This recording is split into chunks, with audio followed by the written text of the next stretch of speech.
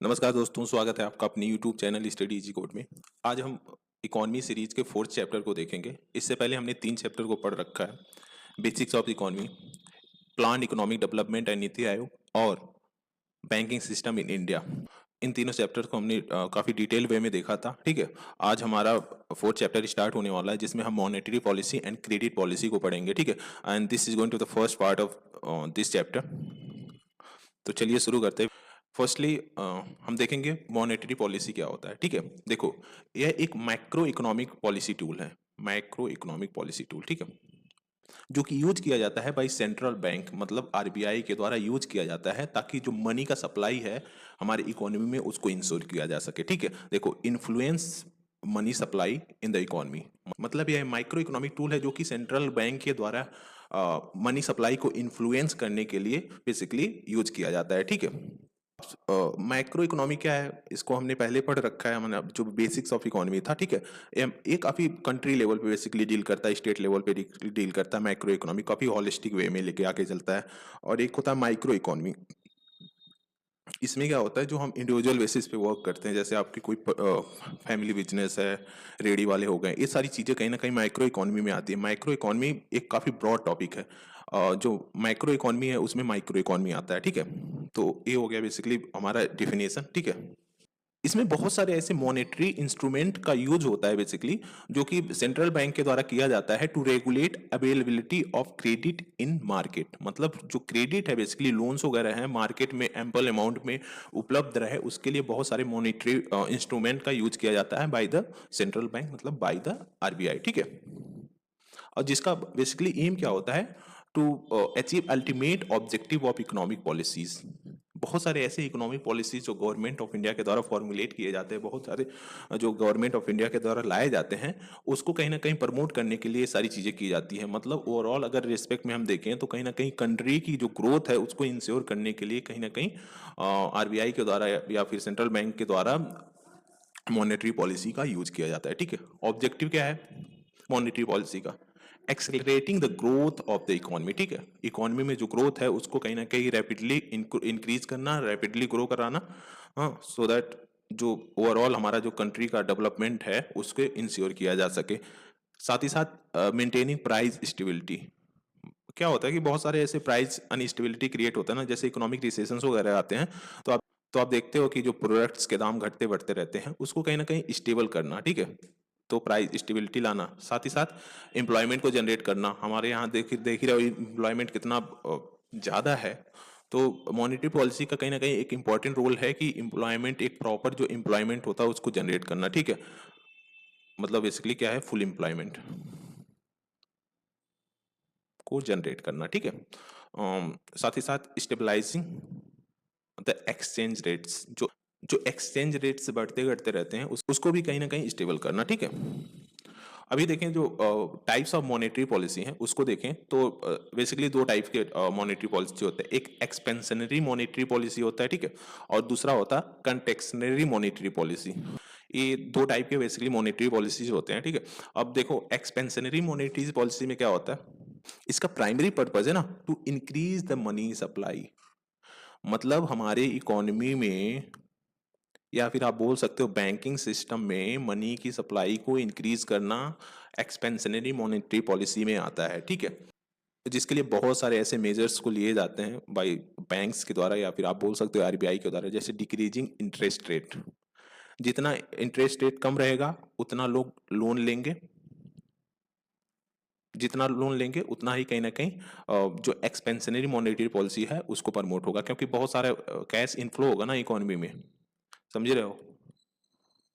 Cash inflow होगा तो उतना ही कहीं ना कहीं एक्सपेंशनरी मॉनेटरी पॉलिसी को फेवर करेगा। ठीक है, साथ ही साथ lowering reserve requirement for the bank, जो सीआरआर होता है, एसएलआर होता है, उसका अगर जो रिक्वायरमेंट है उसको घटा दिया जाए। जैसे अभी सीआरआर सपोज दैट 4% है, ठीक है, एसएलआर है 18%, तो अगर इसको घटा दिया जाए तो बैंक के पास ज़्यादा पैसे होंगे ताकि वह लेंड कर पाए, वह लोन को दे पाए। ठीक है, इसके साथ साथ क्या है, purchasing government security bye the central bank. क्या होता है, बैंक्स के पास जो गवर्नमेंट सिक्योरिटीज होता है, जो बैंक आरबीआई उसको परचेज करता है, यहाँ से उसको लिया तो इसके एवज में क्या होगा, ये पैसे देगा, ठीक है।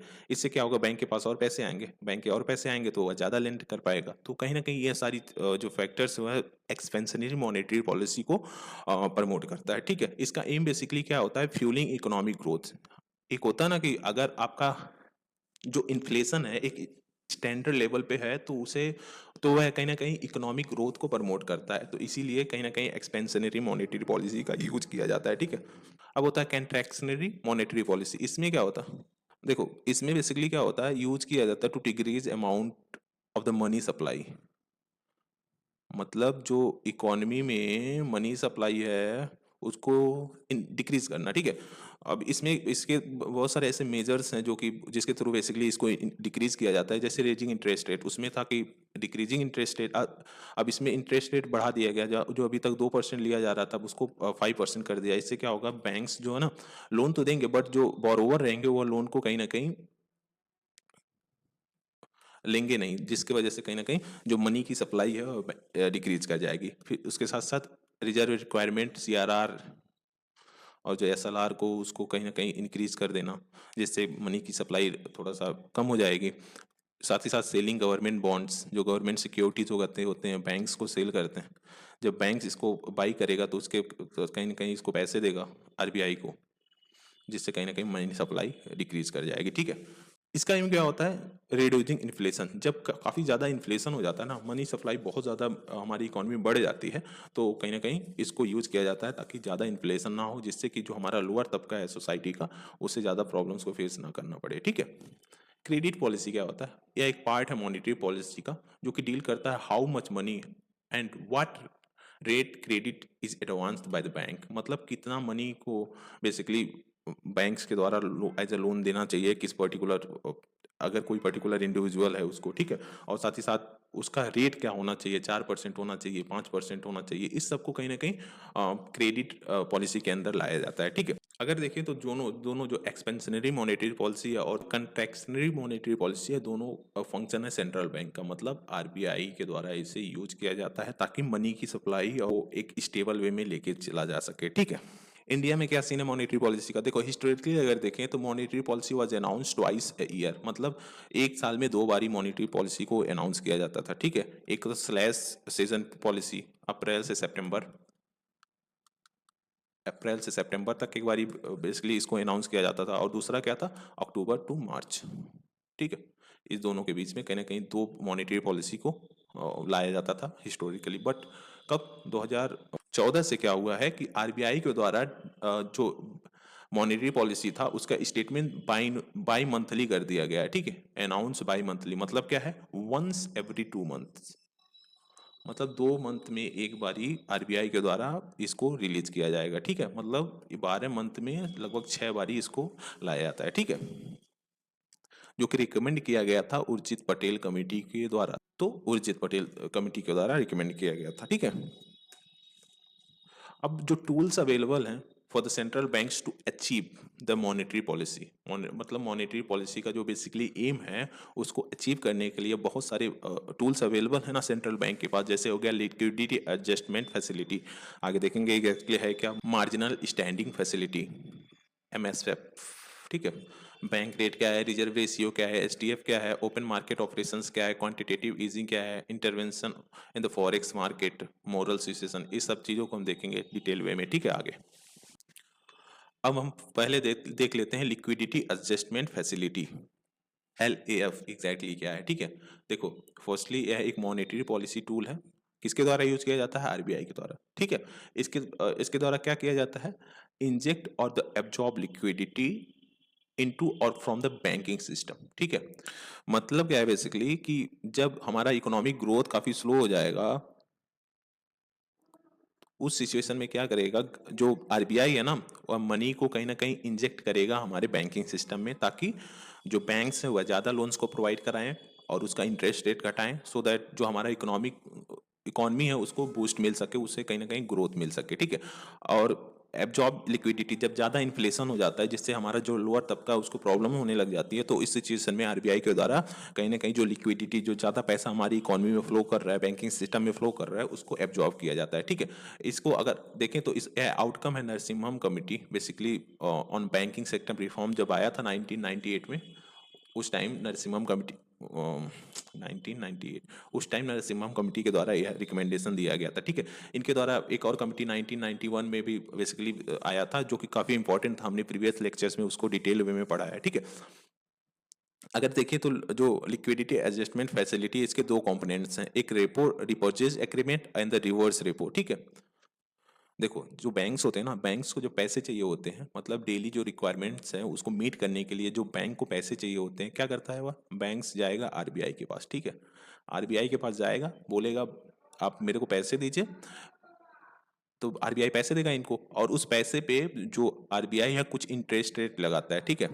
मतलब अगर सपोज 100 रुपये इसने बैंक्स को दिया आरबीआई ने, तो या 100 रुपये में अगर 2% का इंटरेस्ट रेट लगा तो 102 रुपये होगा, और जो या 2% का इंटरेस्ट रेट है उसे हम रेपो रेट बोलते हैं। ठीक है, देखो the rate at which they borrowed fund is called repo rate, जिस रेट पे बैंक्स के द्वारा फंड को बोरो किया जाता है आरबीआई से, उसे हम रेपो रेट बोलते हैं। ठीक है, अब जब ये तो हो गया हमारा रेपो रेट। ठीक है, अब क्या होता है, जब कभी कभी क्या होता है, बैंक्स होते हैं ना, फ्लश होते हैं विथ फंड्स, जब उनके पास एम्पल अमाउंट्स में, मतलब उससे ज्यादा ही कहीं ना कहीं फंड्स उनके पास अवेलेबल होते हैं, तो वह क्या करते हैं, वह आरबीआई को उस फंड को कहीं ना कहीं रखने के लिए दे देते हैं। ठीक है, उस सिचुएशन में क्या होता है, they park with RBI through the reverse repo mechanism at reverse repo rate. ठीक है, मतलब वह जो मनी पार्क करते हैं, जैसे 100 रुपए इनके पास एक्सेस है लिक्विडिटी का, बेसिकली उनके पास ज्यादा फंड है 100 रुपए, वह आरबीआई के पास वो करेंगे, जमा करेंगे, तो इस पे आरबीआई के द्वारा कुछ बेसिकली इंटरेस्ट दिया जाता है, जैसे इसमें था 2%, इसमें 1% हो गया। ठीक है, तो 101 रुपये बेसिकली इसको आरबीआई के द्वारा दिया जाता है, तो इसे हम रिवर्स रेपो रेट बोलते हैं। ठीक है, जैसे रेपो रेट में क्या था कि बैंक्स को नीड है पैसे की, वह आए आरबीआई के पास, आरबीआई बोला ठीक है मैं दे तो रहा हूँ, मैं आपसे 2% चार्ज लूंगा इस पे 100 रुपए पे। ठीक है, तो 102 रुपये इनको बेसिकली देना होगा बाद में। अब जब होता है कि बैंक्स के पास एक्सेस अमाउंट है, मतलब ज़्यादा पैसे हैं, तो उस सिचुएशन में क्या होता है, कहाँ रखेंगे, तो वह रखेंगे आरबीआई के पास। अब आरबीआई कुछ इस पे इंटरेस्ट देता है, सपोज दैट 1%, कि ठीक है हम आपका पैसा रख रहे हैं, हम इस पे 1% इंटरेस्ट देते हैं। अरे सिंपल वे में समझो आप यार, आप खुद जाते हो बैंक्स के पास, क्या देते हो, बैंक के पास जाते हो, आप पैसे डालते हो, उस पर आपको इंटरेस्ट देता है ना, तो उसी तरह यह भी है, बैंक्स गया आरबीआई के पास, आरबीआई कुछ इंटरेस्ट देगा। लेकिन ये ध्यान रखना कि जो रेपो रेट है ना, वह ज्यादा होता है रिवर्स रेपो रेट से। ठीक है, मतलब जो ये पार्क करता है मनी आरबीआई के पास, तो इस पे कम अमाउंट इंटरेस्ट मिलता है, और बट अगर बोरो कर रहा है बैंक्स आरबीआई से, तो उस पे ज्यादा इंटरेस्ट आरबीआई के द्वारा लगाया जाता है। ठीक है, अगर इसको देखें तो यह मैनेज कर सकता है inflation in economy by increasing और रिड्यूसिंग द मनी सप्लाई। ठीक है, मतलब मनी सप्लाई को इंक्रीज और रिड्यूस करके जो इन्फ्लेशन बेसिकली इकोनॉमी में है उसको मैनेज कर सकता है। ठीक है, और एलएएफ का यूज करके कहीं ना कहीं बैंक्स जो है ना, वह जो शॉर्ट टर्म कैश शॉर्टेज होता है बेसिकली, उसको भी रिजॉल्व करते हैं। जैसे डेली बेसिस पे था ना, कि आरबीआई के पास पहुंच गए हैं, उनसे कुछ पैसे ले लिए सो दैट उनका जो डेली का वो है चलता रहे, तो कहीं ना कहीं शॉर्ट टर्म कैश जो शॉर्टेज होता है बैंक्स के पास, उसको मैनेज किया जाता है थ्रू आरबीआई से, जो रेपो रेट में लोन्स लिया जाता है बैंक्स के द्वारा। ठीक है, अब आता है मार्जिनल स्टैंडिंग फैसिलिटीज, एमएसएफ। ठीक है, यह क्या है, देखो बेसिकली फर्स्टली ये जानते हैं कि यह इंट्रोड्यूस हुआ था 2011 में बाई आरबीआई के द्वारा। ठीक है, रिजर्व बैंक ऑफ इंडिया के द्वारा 2011 में इसे लाया गया था। यह क्या करेगा, अनेबल करेगा commercial banks to borrow from RBI at penal rate. ठीक है, when the amount allotted under LAF is exhausted. जैसे बेसिकली हम क्या देखें कि एलएएफ का यूज करके बेसिकली जो बैंक्स हैं वो डेली का अपना लिक्विडिटी को मेंटेन करते हैं। ठीक है, ताकि वो बारो ज़्यादा लैंड वगैरह कर पाए, जो भी चीज़ें हैं। तो इसमें क्या होता है, मार्जिनल स्टैंडिंग फैसिलिटी पे, इस पे तो आरबीआई के द्वारा लोन दिया जा रहा है एलएएफ पे। ठीक है, अगर एलएएफ की जो क्राइटेरिया है बेसिकली जितना लिमिट है वो एग्जॉस्ट कर जा रहा है, तो उसके बाद क्या होता है कि बैंक्स जो आरबीआई के पास जा सकते हैं लोन लेने के लिए एट पैनल रेट अंडर जो एमएसएफ है उसके द्वारा, मार्जिनल स्टैंडिंग फैसिलिटी है उसके द्वारा। कहीं ना कहीं आप ऐसे देख सकते हो कि एलएएफ की जो लिमिट है वो एग्जॉस्ट हो गया, उसके बाद बैंक फिर से गए आरबीआई के पास कि मुझे और लोन चाहिए, तो उस पे जब सेकेंड टाइम पे गए तो उस पे जो लोन दिया जाएगा आरबीआई के द्वारा वह मार्जिनल स्टैंडिंग फैसिलिटी के तहत दिया जाएगा, ठीक है। बेसिकली एम क्या है, to make more liquid available if bank are ready to pay higher rate of interest. मतलब जो है कि एलएएफ पे जो बेसिकली 2% पे देखा था ना हमने, 2% पे लोन आरबीआई बैंक्स को दे रहा था, इसमें क्या होगा 4% कर देगा, ठीक है। मतलब बैंक्स को अगर और पैसे चाहिए तो वह मार्जिनल स्टैंडिंग फैसिलिटी के तहत ज़्यादा इंटरेस्ट देकर आरबीआई से लोन ले सकते हैं, ठीक है। बेसिकली जो पैनल रेट होता है ना, RBI announce the policy rate, basically जो रेपो रेट है आरबीआई के द्वारा कहीं ना कहीं उसे अनाउंस किया जाता है कि ठीक है मैं 4% पे आपको लोन दूंगा, ठीक है।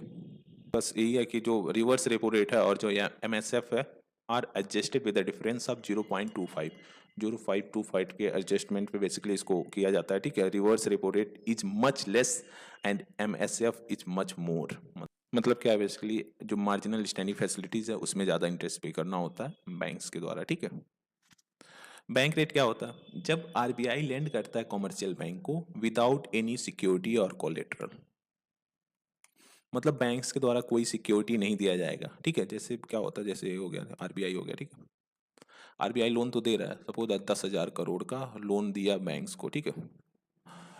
इन इन दैट सिचुएशन क्या बोल रहा है कि बैंक से द्वारा कोई भी कोलेटरल और सिक्योरिटी नहीं रखा जा रहा है आरबीआई के पास, ठीक है। कि मतलब अगर बैंक डिफॉल्ट कर जा रहा है, मतलब ये 10,000 करोड़ आरबीआई को पे नहीं कर पा रहा है, तो जो ये सिक्योरिटी है उसको कहीं ना कहीं मोनेटाइज करके आरबीआई के द्वारा उसका जो लॉस है उसको एडजस्ट किया जा सके, ठीक है। तो यहाँ पे क्या होता है, बैंक रेट में कोई भी कोलेटरल या फिर आप बोल सकते हो सिक्योरिटी बैंक्स के द्वारा आरबीआई को नहीं दिया जाता है, ठीक है।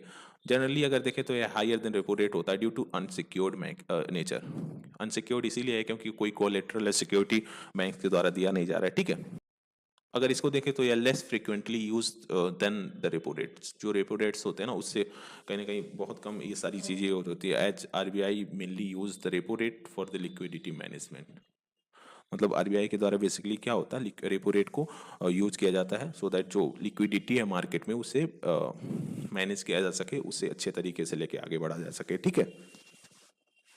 अब आता है हमारा बेस रेट एंड एमसीएलआर। देखो बेस रेट क्या होता है ना, यह एक लोवेस्ट इंटरेस्ट रेट है जो कि रिजर्व बैंक ऑफ इंडिया के द्वारा सेट किया जाता है ऑल फाइनेंशियल इंस्टीट्यूशंस के लिए, ठीक है। जितने भी फाइनेंशियल इंस्टीट्यूशंस हैं उनके लिए एक लोअर जो बेंचमार्क होता है ना, कि आप इससे ज़्यादा लोन, इससे ज़्यादा कम इंटरेस्ट रेट पे लोन प्रोवाइड नहीं करा सकते हो। फाइनेंशियल जो बोरोवर्स हैं, इंडिविजुअल बोरोवर्स हैं, एमएसएमईज जो भी हैं चीज़ें हैं, उसमें आप इससे कम रेट पे इससे कम इंटरेस्ट रेट पे आप लोन्स को प्रोवाइड नहीं करा सकते, ठीक है। उसे हम बेसिकली बेस रेट बोलते हैं। कि मतलब आरबीआई ने सेट कर दिया कि ठीक है देखो भैया, अगर आप 10,000 करोड़ का लोन किसी को प्रोवाइड करा रहे हो, उसमें हम बस ये रहेगा कि आप 1% पे, मिनिमम 1% पे इंटरेस्ट रेट पे आप लोन्स को प्रोवाइड करा सकते हो, ठीक है। मैक्सिमम जितना भी जाओ, मतलब मैक्सिमम भी लिमिट है बेसिकली कुछ, बट हाँ मिनिमम 1% आपको लेना ही है, ठीक है। तो उसे हम बेस रेट बोलते हैं। देखो नो लेंडर, मतलब जो भी बैंक्स और जो फाइनेंशियल इंस्टीट्यूशंस हैं वह इससे कम रेट पे कहीं ना कहीं जो लोन्स है ना उसको ऑफर नहीं कर सकते। Can offer credit at the rate lower than this base rate. Introduce कब हुआ था, 2010 में, टू इम्प्रूव ट्रांसपेरेंसी, ठीक है। देखो पहले लोन मेला वगैरह लगता था ना, मतलब 0% पे कहीं ना कहीं लोन्स को प्रोवाइड कराया जाता था बैंक्स के द्वारा, तो उसी सबको कहीं ना कहीं डील करने के लिए सारी चीज़ें लाई जा रही थी। अब आता है देखो marginal cost of the fund based lending rate, ठीक है। Marginal cost of the fund based lending rate, हाँ, यह क्या है, एक न्यूअर फॉर्म है regulating the lowest interest rate on the offer from the all Indian financial institution, ठीक है। ये इस मतलब ये भी कहीं ना कहीं बेस रेट की तरह है यह, जो कि 2016 में आया था रिप्लेस करके बेस रेट सिस्टम्स, ठीक है। बेस रेट सिस्टम जो अभी तक चलता आ रहा था, जैसे 2010 में आया था ना, 2000 एक तरह से आप 15 तक बोलो कि चला था, ठीक है। 2016 में एमसीएलआर आ गया। अब इसके द्वारा जो मिनिमम बेंचमार्क था ना उसे सेट किया जाने लगा, तो कहीं ना कहीं बेस रेट को रिप्लेस कर दिया गया एमसीएलआर से, ठीक है। अब आता है financial benchmark India private limited. यह क्या है, एक प्राइवेट लिमिटेड कंपनी है अंडर कंपनीज एक्ट 2013। मतलब जो कंपनीज एक्ट 2013 में आया था ना उसके तहत कहीं ना कहीं financial benchmarks India private limited को सेटअप किया गया था। एम क्या है, डेवलप एंड एडमिनिस्टर बेंचमार्क्स, मतलब जो बेंचमार्क्स है ना उसको डेवलप करना, उसको कहीं ना कहीं एडमिनिस्टर करना relating to money market, government security and foreign exchange in India. किसके तहत? मनी मार्केट, ठीक है, गवर्नमेंट सिक्योरिटीज जो है और जो फॉरेन एक्सचेंज है उनमें जो बेंचमार्क है उनमें कितना इंटरेस्ट होना चाहिए, ये सारी चीज़ों को कहीं ना कहीं financial benchmarks India private limited के तहत देखा जाता है, उसके द्वारा देखा जाता है, ठीक है। रिजर्व रिक्वायरमेंट क्या होता है? 100 रुपये आपने जमा किया, उसमें से कुछ पैसे आप रख लेते हो एज ए रिजर्व, ठीक है, जैसे 20 रुपये रख लिया। CRR SLR का कॉन्सेप्ट समझो। SLR, इसके तहत जो बेसिकली रिजर्व को रखा जाता है उसे हम रिजर्व रिक्वायरमेंट बोलते हैं। देखो, बैंक्स की fraction of the total deposit of the bank, total deposit जितना भी डिपॉजिट हो रहा है उसका कुछ पैसा बैंक साइड में रखता है as a reserve that are not to be lend to public. मतलब एज ए रिजर्व, मतलब उस रिजर्व को जो आप 100 रुपये आपने जमा, जब पब्लिक से जमा आया मतलब बैंक में जमा हुआ, उसमें से अगर 20 रुपये आप रख रहे हो तो उसे रिजर्व रिक्वायरमेंट बेसिकली बोलते हैं। बट इसे आप पब्लिक को लेंड नहीं कर सकते, मतलब बैंक्स जो है ना वो पब्लिक को लेंड नहीं कर सकते। और जो रिजर्व रेशियो है ना, या रेशियो जो 20% है, या पीरियोडिकली अगर देखें तो RBI के द्वारा चेंज होता रहता है, उसे कहीं ना कहीं चेंज किया जाता है, ठीक है। एम क्या है? जो प्राइस स्टेबिलिटी है उसको मेंटेन किया जा सके, प्रोवाइड लोन्स टू गवर्नमेंट। देखो मतलब क्या है basically, provide loans to government, government को लोन प्रोवाइड कराना। देखो, not lend to be public, public को लेंड नहीं किया जा सकता बट गवर्नमेंट को किया जा सकता है, तो इस सिचुएशन में कहीं ना कहीं गवर्नमेंट को लोन प्रोवाइड कराना। इसके साथ साथ safety of the bank operations, मतलब जो बैंक्स के द्वारा ऑपरेशंस वगैरह किए जा रहे हैं ना उसको सेफ्टी से कहीं ना कहीं ऑपरेट किया जा सके, इसकी वजह से ये सबको रिजर्व रिक्वायरमेंट को रखा गया है। कुछ पैसे रहेंगे कहीं ना कहीं, अगर कोई अनस्टेबिलिटी आती है, सडन अनस्टेबिलिटी आती है, तो कहीं ना कहीं एट सम एक्सटेंट जो 20 रुपये है वह जो बैंक्स के ऑपरेशन है ना उसमें हेल्प करेगा, उसको कहीं ना कहीं मेंटेन करेगा, ठीक है। Management of the liquidity, liquidity को साथ ही साथ मैनेज करेगा, मतलब मनी का जो इनफ्लो है, एब्जॉर्प्शन है, ये सारी चीज़ों में हेल्प करेगा जो रिजर्व रिक्वायरमेंट होता है। Management of the interest rate, अगर रिजर्व रिक्वायरमेंट आपके पास ज़्यादा है तो उससे इंटरेस्ट रेट भी कहीं ना कहीं मैनेज रहेगा। बैंक्स के द्वारा जो लोन्स को प्रोवाइड कराया जाता है वह ज़्यादा हाई इंटरेस्ट रेट पे नहीं रहेगा। तो ये सारी चीज़ें हैं जो बेसिकली रिजर्व रिक्वायरमेंट का एम है, ठीक है। स्टेचुरी लिक्विडिटी रेशियो, अब इसको देख लेते हैं। Minimum percentage of the deposits that a commercial bank has to maintain in the form of liquid asset, basically cash हो गया, गोल्ड हो गया, अदर सिक्योरिटीज हो गया, ठीक है। मतलब क्या होता है, कोई भी मनी आता है जब डिपॉजिट होता है बैंक में, तो उसमें से कुछ पैसे आपको, कुछ अमाउंट आपको साइड में रखने होते हैं एज SLR, ठीक है। मतलब सपोज दैट 100 रुपये आए, इसमें से आपको 20% SLR, अगर 20% है तो उसमें से 20 रुपये आपको साइड में रखने हो गया। वो किस फॉर्म में होना चाहिए? तो आप गोल्ड में इन्वेस्ट करो, ठीक है, गवर्नमेंट सिक्योरिटीज़ में इन्वेस्ट करो, या फिर कैश में आप रखे रहो, ठीक है। तो इसे हम बेसिकली SLR बोलते हैं। देखिए तो क्या होता है, ये सारी चीज़ें इसलिए की जाती है ताकि जो बैंकिंग ऑपरेशंस है ना, बैंक के द्वारा जो ऑपरेशंस किए जा रहे हैं उसमें कोई अनस्टेबिलिटी ना आए, उसमें कोई प्रॉब्लम्स ना आए, ठीक है। जो गोल्ड है, कैश है, फिर उसके बाद गवर्नमेंट सिक्योरिटी है, इसके साथ साथ क्या होता है कि जो एक्सेस CRR होता है, कैश रिजर्व रेशियो होता है ना, जो एक्सेस कैश रिजर्व रेशियो होता है, उसे भी हम SLR की तरह ट्रीट करते हैं, ठीक है। अगर इसको देखें तो यह मेंटेन किया जाता है बाय बैंक्स देमसेल्फ, मतलब जो SLR है वह बैंक को खुद के पास ही रखना होता है, नॉट विथ RBI। CRR को RBI के पास रखना होता है, ठीक है, और इस पे RBI के द्वारा कोई भी इंटरेस्ट पे नहीं किया जाता है। बट SLR में क्या होता है, SLR बैंक्स को खुद के पास रखने होते हैं, या तो आप गवर्नमेंट सिक्योरिटीज में इन्वेस्ट करके रखो, गोल्ड में इन्वेस्टमेंट करके रखो, या फिर आप कैश में रखो, ठीक है। SLR देखें तो फिक्स किया जाता है बाई RBI, अभी प्रेजेंट टाइम में 18% है। मेन ऑब्जेक्टिव क्या है? कंट्रोल बैंक क्रेडिट्स, मतलब अगर SLR वगैरह को नहीं रखा जाता तो 100 रुपये आता, 100 रुपये दूसरे को लोन लोन दे दिया जाता बैंक्स के द्वारा। सपोज दैट जो 100 रुपये बंदा आया है, जमा किया है, वह आया अचानक से कुछ पैसे निकालने, ठीक है, सपोज दैट 20 रुपये निकालने, 30 रुपये निकालने, तो बैंक्स कहाँ से लाएगा? समझ रहे हो? तो इस सब चीज़ों को कहीं ना कहीं कंट्रोल करने के लिए जो क्रेडिट्स बैंक के द्वारा दिए जाते हैं, लोन्स को दिए जाते हैं, उसको कंट्रोल करने के लिए SLR वगैरह को कहीं ना कहीं रखा गया है, ठीक है।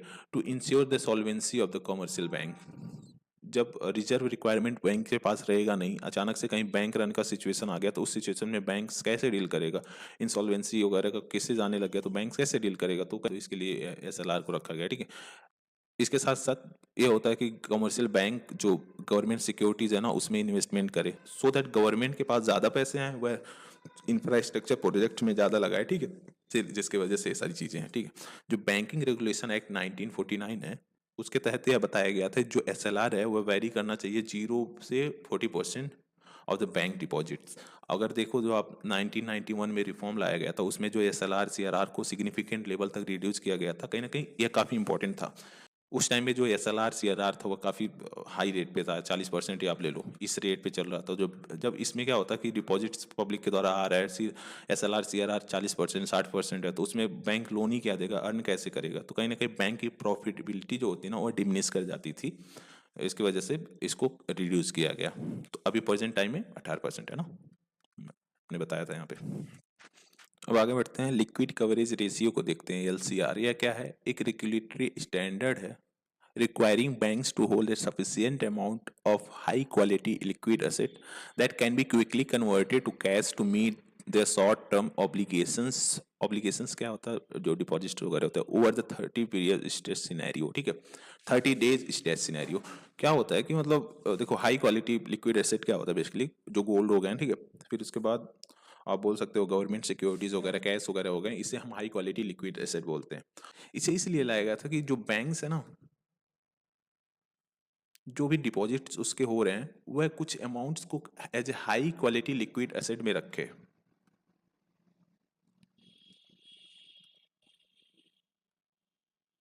सो दैट अगर फ्यूचर में कहीं स्ट्रेस सिनेरियो बैंक्स के हमारी कंट्री पे आता है तो उस सिचुएशन में बैंक्स इसको डील कर सकें। और जो जो शॉर्ट टर्म ऑब्लिगेशंस हैं, जो बैंक अगर कहीं कोई पर्सन आ रहा है उससे जो डिपॉजिट्स है उसका उसको विड्रॉ करने, तो क्या होगा कि मतलब बैंक्स उससे डील कर पाए, ठीक है, जो स्ट्रेस सिनेरियो है उससे डील कर पाए। तो इसे बेसिकली लिक्विड कवरेज रेशियो हम बोलते हैं।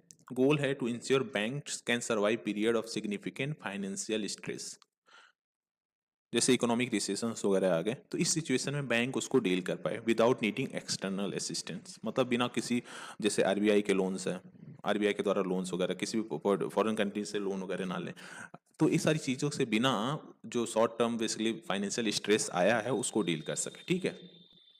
अगर देखें तो यह आया था बेसल थर्ड एग्रीमेंट के तहत। तो बेसल नाम हमने पढ़ा था ना प्रीवियस कई सारे लेक्चर्स में हमने पढ़ा था इसको। बेसल नाम बेसिकली बैंकिंग सेफ्टी से रिलेटेड जो था, इसके तहत जो थर्ड वाला आया था, आई थिंक कब आया था, 2016 में आया था ना, आई थिंक 2016। आप बताओ कितना कब आया था, मैं थोड़ा भूल रहा हूँ इसको। तो उस टाइम पे इसके द्वारा दिया गया था, ठीक है। अब हमारा आता है कैश रिजर्व रेशियो। देखो सीआरआर कहीं ना कहीं मंडेट करता है कॉमर्शियल बैंक्स को to uphold a minimum percentage of their total deposits, especially net demand and time liabilities जो होते हैं basically NDTL, in the form of cash with RBI, ठीक। मतलब क्या है बेसिकली, जो बैंक्स के पास डिपॉजिट्स आ रहे हैं ना, टोटल डिपॉजिट, जो टोटल डिपॉजिट्स आ रहे हैं, स्पेशली जो नेट डिमांड NDTL, NDTL मतलब जो नेट डिमांड डिमांड और जो टाइम लाइबिलिटीज वगैरह के जो डिपॉजिट्स वगैरह होते हैं ना, मतलब जो टाइम टाइम लाइबिलिटीज मतलब ज़्यादा टाइम पे कहीं ना कहीं उसको पे करना होता है बैंक्स के द्वारा, और जो नेट डिमांड कभी भी मांग लिया जाता है ये सारी चीज़ों को, पैसे को, तो उसमें जो डिपॉजिट्स बैंक्स में आ रहे हैं टोटल डिपॉजिट, उसमें से कुछ पैसे को साइड में रखना, मतलब विथ आरबीआई के साथ, आरबीआई के पास, ठीक है। सीआरआर आरबीआई के पास क्या है बेसिकली, देखो जो भी पैसे बैंक से पास आ रहे हैं ना, उसमें से लगभग 4% बैंक क्या करता है कि सीआरआर निकाल लेता है और उसको आरबीआई के पास रख देता है, ठीक है, ताकि जो short term liquidity challenges banks face करते हैं उसको ना फेस करे, ठीक है। उस टाइम पे वह इसके थ्रू उस अपने आप को खुद को संभाल सके और बैंक्स की जो लाइबिलिटीज हैं उसको पूरा कर सके, ठीक है। अगर देखें तो ये एप्लीकेबल है to all schedule commercial banks, मतलब जितने भी शेड्यूल कमर्शियल बैंक्स हैं ना, जैसे मैंने पढ़ा था प्रीवियस लेक्चर्स में, तो जितने भी शेड्यूल कमर्शियल बैंक्स हैं उन पे सब पे एप्लीकेबल है। इनिशियली अगर देखते हैं govern by the section 42 of the RBI act 1949, मतलब जो आरबीआई एक्ट है ना 1949 का, उसके सेक्शन 42 के तहत इसे गवर्न किया जाता था, ठीक है। अगर देखें तो जो आरबीआई सीआरआर रेंज था वाज सेट बिटवीन 3% to 15%, और बाद में इसे मॉडिफाई किया गया था 2007 में, range from 0 to 15%, eliminating the lower limit, मतलब जो लोअर लिमिट 3% था ना उसे एलिमिनेट कर दिया गया था, और 0 से 15% तक कहीं ना कहीं इसे बढ़ा दिया गया था, कि मतलब आप इससे इसके बीच में इसको रख सकते हो, ठीक है। तो अभी प्रेजेंट टाइम में क्या है, 4% है या 3% है, आप बताओ कितना है। तो ये था बेसिकली हमारा कैश रिजर्व रेशियो। अब आता है इंक्रीमेंटल सीआरआर। ये क्या होता है, मतलब कभी कभी आरबीआई के द्वारा at a time uses more than one rate for CRR, मतलब एक से ज्यादा रेट को सीआरआर के लिए बेसिकली यूज किया जाता है। देखो, CRR is applied an one rate for all the deposits but another rate for deposit collected in certain period. मतलब क्या होता है कि जो सीआरआर है वो तो लगा ही है, मतलब वो तो 4% रहेगा ही, ठीक है। बट जो इंक्रीमेंटल सीआरआर है, ये शॉर्ट टर्म के लिए होता है, कुछ सर्टेन पीरियड के लिए। किसके लिए यूज होता है? जो ये बेसिकली एक टेम्परेरी मेजर है to manage excess liquidity in banking system. मतलब जब लिक्विडिटी, जब ज्यादा पैसा बैंकिंग सिस्टम में हो जाता है, उसको मैनेज करने के लिए इंक्रीमेंटल सीआरआर आरबीआई के द्वारा यूज किया जाता है, ठीक है। अब इसमें सबसे बढ़िया एग्जांपल क्या है? जो पोस्ट डिमोनेटाइजेशन हुआ था, डिमोनेटाइजेशन हुआ था ना 2016 में। उस टाइम पे क्या था, आरबीआई के द्वारा इंक्रीमेंटल जो सीआरआर था उसे 100% कर दिया गया था। अगर देखें, जो बेसिकली 500 और हजार हजार के नोट उस टाइम पे बंद हो गए थे ना, तो उस टाइम पे क्या था, आरबीआई के द्वारा 100% इंक्रीमेंटल सीआरआर को इम्पोज कर दिया गया था for the deposit collected between September 16 to November 11 by schedule commercial banks, ठीक है। जो शेड्यूल कमर्शियल बैंक्स के द्वारा सितंबर 16 से और नवंबर 11 तक जो भी जितने भी डिपॉजिट्स हुए थे उस पे 100 सीआरआर, इंक्रीमेंटल सीआरआर को लगा दिया था। अब इसमें क्या था कि 100% सीआरआर लग गया, मतलब अगर 100 रुपये डिपॉजिट हो रहा है तो बैंक 100 रुपये लोन किसी को नहीं प्रोवाइड कराएंगे, मतलब पूरा आप आरबीआई के पास रखो। ये बेसिकली इसलिए किया गया था, जो 500 के, 1000 के नोट्स है ना, उसे ले लिया जाए, उसे जितनी भी नोट्स इनफ्लो है बेसिकली मार्केट में, उसे कलेक्ट किया जा सके, ठीक है। देखो, aim was to prevent the banks from lending such a huge amount of the money that can trouble the economy, banks and consumer. मतलब बेसिकली क्या था कि बैंक्स ज्यादा लोन्स वगैरह ना प्रोवाइड कराएं, सो दैट जिससे क्या हो, जो हमारा इकोनॉमी है, बैंक्स है, कंज्यूमर है, उनमें कहीं कहीं ट्रबल को फेस करना पड़े, उन्हें कहीं प्रॉब्लम को फेस करना पड़े, ठीक है। और for the rest of the deposit CRR at the time was retained at 4%। मतलब सीआरआर और सबके टाइम पे 4% ही था, ठीक है। अब क्या आता है, स्टैंडिंग डिपॉजिट फैसिलिटी, एसडीएफ। 2022 में आरबीआई के द्वारा इंट्रोड्यूस किया गया था स्टैंडिंग डिपॉजिट फैसिलिटी, ठीक है। अलाउ क्या करता है, banks to park their excess fund at the higher rate but without taking any collateral from the central bank, ठीक है। मतलब क्या है, बैंक से पास बहुत ज्यादा पैसा आ गया, ठीक है, बहुत ज्यादा पैसा आ गया, आरबीआई है, या तो पैसा आने के बाद या तो ज्यादा लोन दे सकता है, ठीक है। लोन अगर 4% पे दे रहा है तो आरबीआई बोल रहा मैं आपको 5% दूंगा। देखो, जब ज्यादा बैंक के पास पैसे आएंगे, ज्यादा लेंड करेंगे, इससे इन्फ्लेशन होगा, तो कहीं ना कहीं आरबीआई के द्वारा मॉनेटरी पॉलिसी को यूज करके जो एक्सेस मनी है उसको एब्जॉर्ब करना होगा ना। तो इस सिचुएशन में क्या होता है, बैंक्स के पास जितने भी एक्सेस मनी होता है उससे एब्जॉर्ब करने के लिए आरबीआई उसको अट्रैक्ट करता है, मतलब विद हाई इंटरेस्ट रेट। तो इसमें क्या होता है, बैंक्स को वो ज्यादा फेवरेबल लगता है एज कम्पेयर टू जो मनी को लेंड करना पब्लिक के लिए, कंज्यूमर्स के लिए, या फिर आप बोल सकते हो बिजनेसमैन के लिए, ठीक है। तो इस सिचुएशन में आरबीआई को वह पैसा दे देते हैं, मतलब जो एक्सेस फंड होता है वो आरबीआई के पास पार्क कर देते हैं। तो इस सिचुएशन में क्या होता है, आरबीआई 5% या फिर जितने भी परसेंट का आरबीआई के द्वारा इंटरेस्ट दिया जाता है वो दिया जाता है, ठीक है। बट ये भी है कि जो पैसे पार्क किए जाते हैं बैंक्स के द्वारा आरबीआई के पास, उस पर आरबीआई कोई भी कोलेटरल नहीं देता, ठीक है, कोई, देखो, without taking any collateral from the central bank. जैसे हमने देखा, इसे एज ए टूल यूज किया जाता है ताकि जो एक्सेस लिक्विडिटी है हमारे इकोनॉमी में, या फिर आप बोल सकते हो बैंकिंग सिस्टम में, उसको एब्जॉर्ब किया जा सके, ठीक है।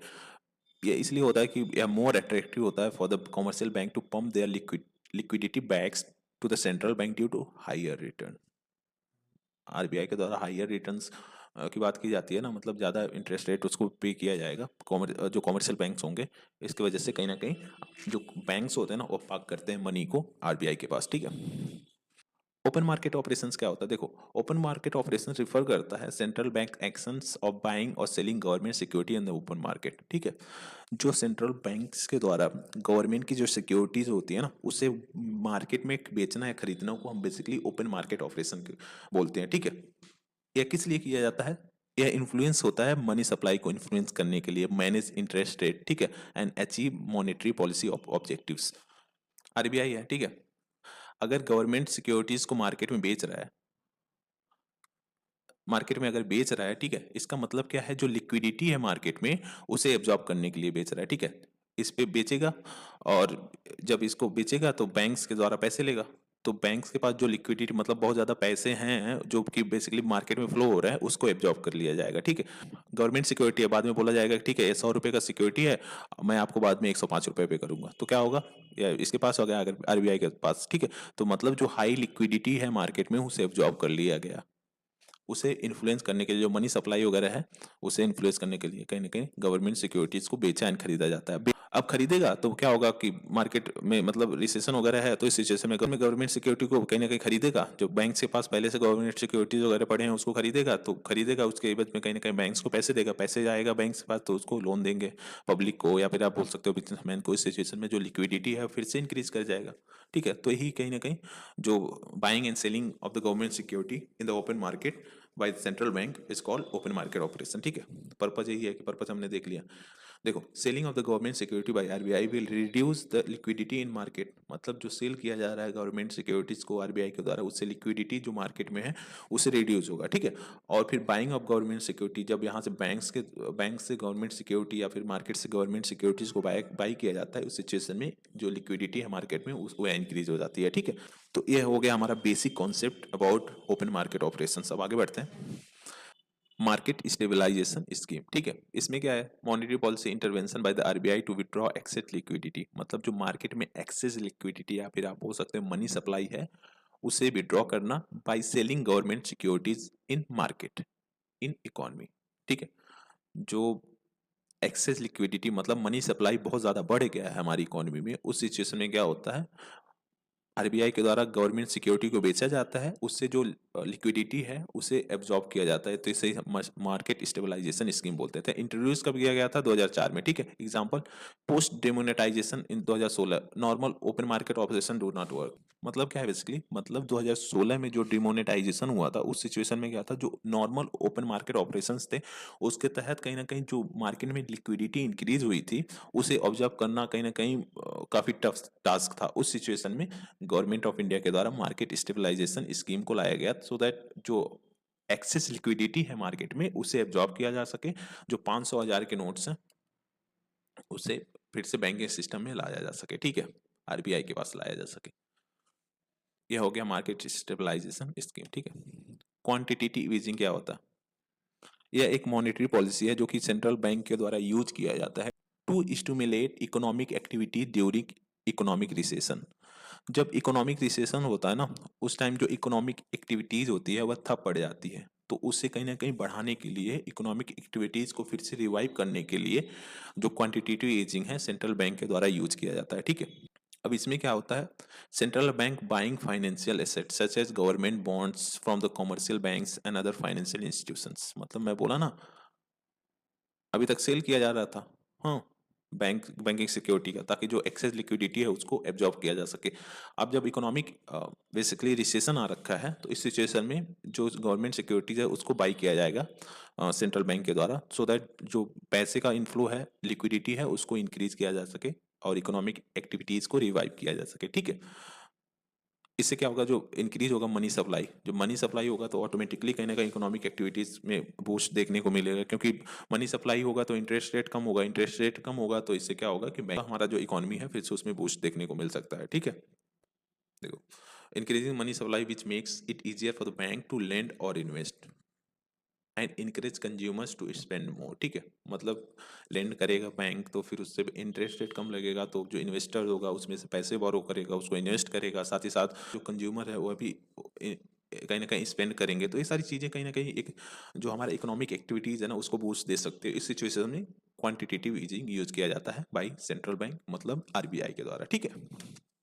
अब हमारा आता है लिक्विडिटी ट्रैप। यह क्या होता है, यह होता है कि मतलब जो सेंट्रल बैंक है ना वह बैंक्स को बोल दिया कि आप इंटरेस्ट रेट लोअर रखो, मतलब इंटरेस्ट रेट पूरा घटा दो, ठीक है, जिससे कि जो स्पेंडिंग है और इकोनॉमिक एक्टिविटीज हैं उसको बूस्ट मिल सके।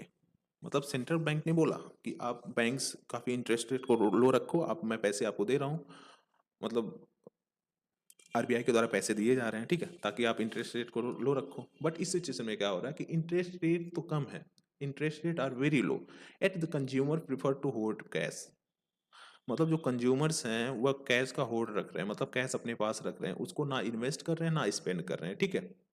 इस सिचुएशन में क्या होता है, लिक्विडिटी ट्रैप होता है। मतलब पैसे हैं बैंक से पास, इंटरेस्ट रेट भी कम है, बट पीपल कहीं ना कहीं उसको लोन लेने नहीं जा रहे हैं, और उनके पास जो ऑलरेडी पैसे पड़े हुए हैं वह इन्वेस्ट नहीं कर रहे हैं कहीं पे, या फिर आप बोल सकते हो स्पेंड नहीं कर रहे हैं। इस सिचुएशन को हम लिक्विडिटी ट्रैप बोलते हैं, ठीक है।